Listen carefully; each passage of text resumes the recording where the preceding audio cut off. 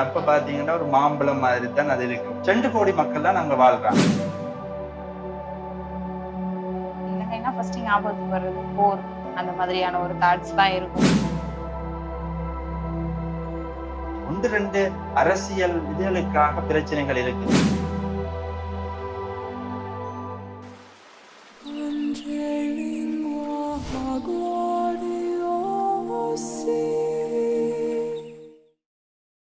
Veritas நேயர்கள் அனைவருக்கும் திவ்யாவின் அன்பான வணக்கங்கள். அருட்தந்தையோட மகிழ்ச்சியா ரொம்ப சந்தோஷமா நம்ம அவரோட உரையாடிட்டு இருந்தோம். அவரோட தனிப்பட்ட பணிகள் என்னென்னலாம் பண்ணிட்டு இருந்தாரு அப்படின்னு சொல்லிட்டு நம்ம பேசிட்டு இருந்தோம். தொடர்ந்து இலங்கை மக்களோட அவங்க அங்க என்னென்னலாம் பண்றாங்க, எவ்வளவு மக்கள் அங்க வசிக்கிறாங்க அப்படின்றத தொடர்ந்து பேசுவோம். எப்படி ஃபாதர் ஆக்டிவா இருக்கீங்களா? நல்ல ஆக்டிவா இருக்கு. நீங்க பேச விட்டா 2 நாள் 3 நாள் 4 நாள் கூட பேசுவீங்க போல.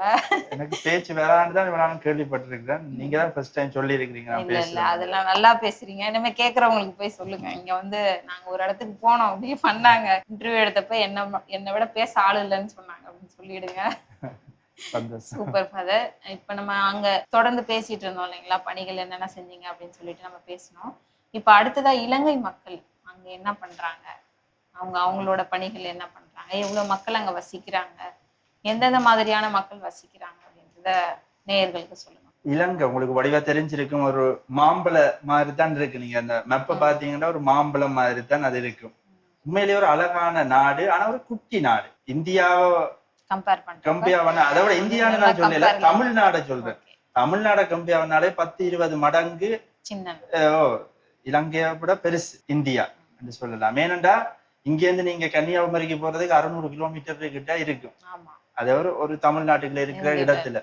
ஆனா இலங்கை இந்த வடக்குல இருந்து யாழ்ப்பாணத்துல இருந்து தெற்கு காலி, அதான் கடைசி பகுதி, அங்க போறதுக்கு 430 கிலோமீட்டர். இங்க இப்படி பார்த்தோம்னா கிழக்குல இருந்து மேற்கு 230 கிலோமீட்டர் தான். அவ்வளவுக்கு ஒரு குட்டி நாடு, தீவு, சுத்தி வர கடல், நல்ல அழகான நாடு. ஆனா அதுல பலதரப்பட்ட மக்கள் வாழ்றாங்க.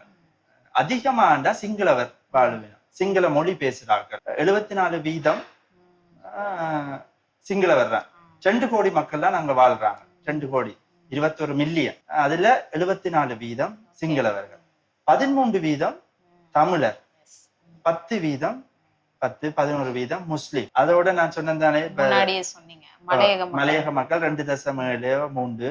அதை தாண்டி பரங்கியர் அது இதண்டு அது ஒரு சைவர் தசத்துல இருக்கும். இதுதான் மொழியை பற்றி பார்த்தோம் என்றாலும் நான் சொன்ன மாதிரி தான் சிங்கள மொழி தான் அதிகமா பேசுறவர்களா இருக்கிறாங்க.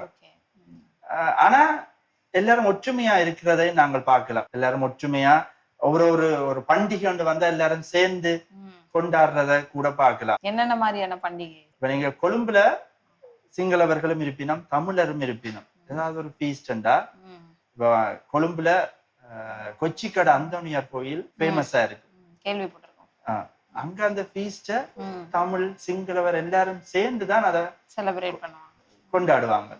அதே மாதிரி அவங்களோட பௌத்தர்கள் இந்த வெசாக், இங்க உங்களுக்கு தெரியும் அந்த முழு நிலவு வந்தா இங்க ஹாலிடே இல்ல தானே இருக்கு. ஃபுல் ஹாலிடேயா இங்க எல்லாருக்கும் இல்ல, ஒரு சில இலங்கையில முழு இலங்கையிலையும் இந்த முழு நிலவு வந்தா அன்றைக்கு ஹாலிடே, மாசத்துல ஒரு இது. அப்ப பௌத்தர்களுக்கு அது ஒரு முக்கியமான ஒரு நாள். அந்த மாசம் விடுமுறை எல்லாம் கிடையாது இங்க. எங்களுக்கு ஒவ்வொரு மாசமே அது ஹாலிடே தான். அப்ப அந்த நாளில பௌத்தர்கள் சிறப்பா விகாரைக்கு போவாங்க. இன்னும் சில 5ஆம் மாசம் 6ஆம் மாசத்துல பொசன் விழா, பெரையரா அதெல்லாமே இருக்கும். அந்த நாட்களில போற ஆட்களுக்கு எல்லாரும் அன்னதானம் கொடுக்குற மாதிரி அவங்களுக்கு கொடுப்பாங்க. அப்ப அத மற்ற மதத்தவர்களும் சேர்ந்து செய்வினோம். இப்ப கிறிஸ்தவர்களும் ஓகே அவங்களுக்கு கொடுப்பாங்க, முஸ்லிம்கள் செய்வாங்க. எல்லாரும் சேர்ந்துதான் அதுகள் எல்லாமே ஒரு மகிழ்ச்சியா போகும்.